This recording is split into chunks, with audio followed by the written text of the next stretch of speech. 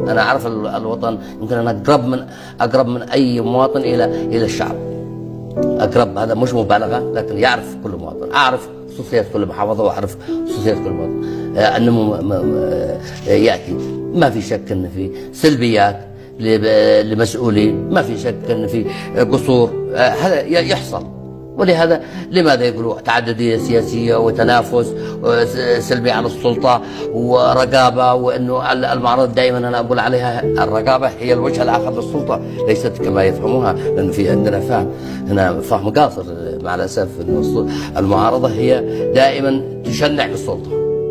لا تذكر وهم يقولون لا توجد دولة مؤسسات طبعا. طيب كيف؟ وإنما مؤسسة رئاسة. طيب أشبه ما تكون بنظام الإمام، ليس هناك تغيير فيها كبير.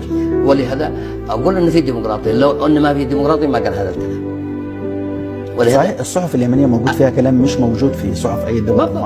فأقول هذا هو الكلام. يعني من خلال اطلاعي طوال الأيام الماضية أقر بهذا موجود. فالديمقراطية موجودة، ولولا هذه الديمقراطية ما قال هذا الكلام. يقولون هي شكلية فقط، مجرد الناس تتكلم وتقول ما تريد والسلطة تفعل. طيب نعمل، ما هو الشيء الذي نعمله ايش؟ هو تعبر عن رأيك، توصل رسالتك.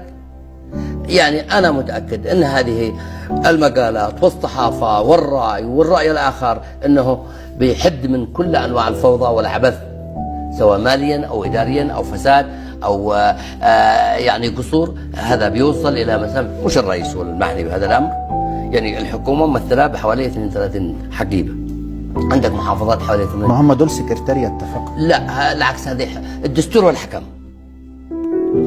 إذا يشتوا يعودوا أنفسهم على النظام، يقولون أن الدستور إذا يريدوا أن يعودوا أنفسهم على النظام، إذا يشتوا، لأنه الذي يحكم معك لا زالت عقليتهم عقلية مرتبطة